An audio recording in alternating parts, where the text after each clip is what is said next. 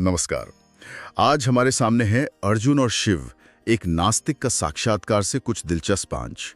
ये सिर्फ कहानी नहीं बल्कि विश्वास, संदेह है और एक काफी रहस्यमयी घटना की पड़ताल है।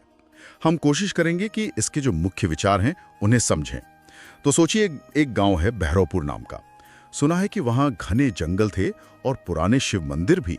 लेकिन गांव के पास ही एक बहुत पुराना, मतलब बिल्कुल खंडर हो चुका शिव मंदिर था और उसके बारे में बड़ी अजीब बातें चलती थी, डरावनी सी।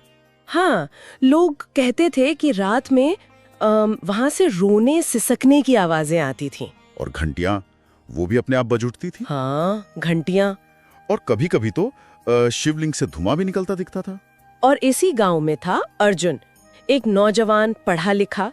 वो इन सब बातों को मतलब बिल्कुल अंधविश्वास मानता था, तर्कवादी था। हाँ, उसका सवाल भी सीधा था। बिल्कुल, कि भाई अगर भगवान है, सच में है, तो उनका अपना मंदिर, उनका घर इतना वीरान क्यों है, टूटा फूटा लाचार सा क्यों पड़ा है। कहानी में सोमवार का दिन बहुत महत्वपूर्ण है।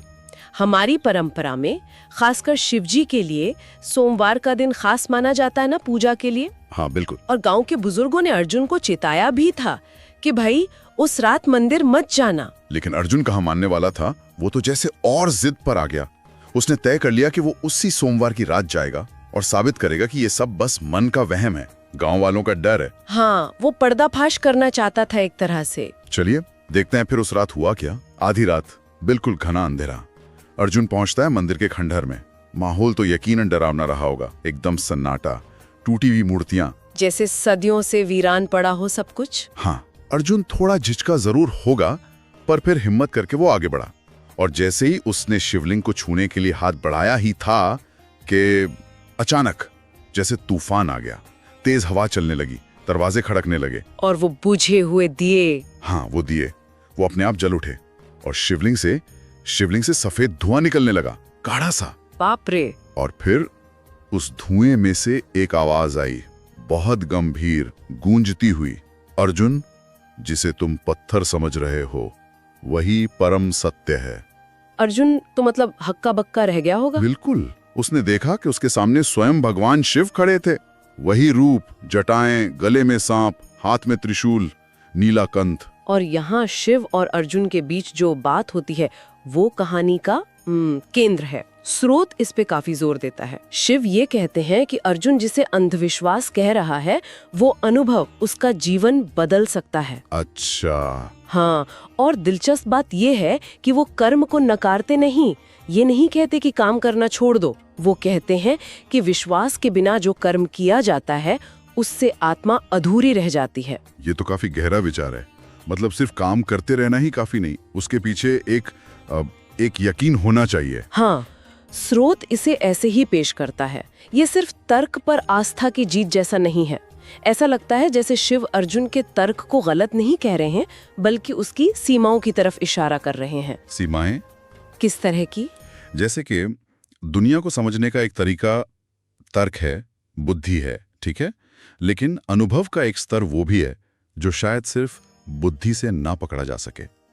विश्वास के बिना आत्मा अधूरी। शायद इसका यही मतलब है कि जीवन में सार्थकता, एक पूर्णता, वो सिर्फ बाहरी काम से नहीं मिलती। उसके लिए एक गहरा जुड़ाव, एक भरोसा चाहिए, चाहे वो ईश्वर में हो या किसी और उच्च मूल्य में। और ये अनुभव अर्जुन के लिए तर्क से परे था। बिल्कुल। वो आवाज सुनकर, शिव को देखकर वो तो पूरी तरह स्तब्ध हो गया, वहीं गिर पड़ा, बेहोश हो गया। अगली सुबह का सीन, गांव वाले डरते डरते मंदिर की तरफ आते हैं। और वो क्या देखते हैं? उन्हें अपनी आंखों पर यकीन नहीं होता। वो खंडहर मंदिर, वो बिल्कुल नया जैसा लग रहा था, साफ सुथरा, फूलों से सजा हुआ। और घंटियों की आवाज। हाँ, मंदिर की घंटियों की मीठी आवाज दूर तक जा रही थी। और अर्जुन, वो मंदिर की सीढ़ियों पर बैठा था, बिल्कुल शांत। लेकिन वो अब पहले वाला अर्जुन नहीं था। वो जो बहस करता था, जो नास्तिक था, वो बदल चुका था पूरी तरह। उसकी आंखों में एक अलग ही चमक थी। वो शिव भक्त बन चुका था। और कहते हैं उस दिन के बाद से हर सोमवार वहां रुद्राभिषेक होने लगा। हाँ, और रुद्राभिषेक का शुरू होना अपने आप में एक प्रतीक है। मतलब मंत्रों के साथ शिव का अभिषेक, ये उस मंदिर में लौटे जीवन का और अर्जुन के नए प्रबल विश्वास का संकेत था। सही बात है।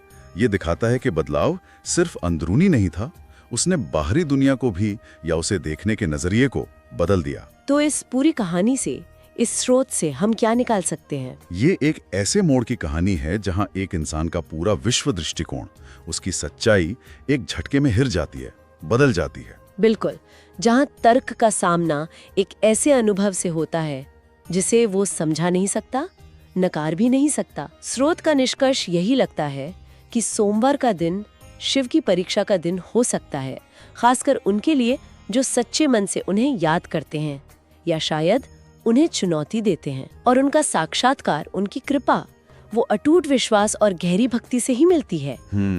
कहानी मुख्य रूप से आस्था की जो बदलने वाली शक्ति है उस पर जोर देती है कि कैसे एक अनुभव इंसान को जड़ से बदल सकता है। और ये हमें इस सवाल के साथ छोड़ लाती है कि क्या हमारी जिंदगी में भी ऐसे अनुभव हो सकते हैं जो हमारे तर्क की सीमाओं को चुनौती दें? हाँ। और अगर ऐसा हो तो वो अनुभव हमारे लिए सच की परिभाषा को कितना बदल सकते हैं?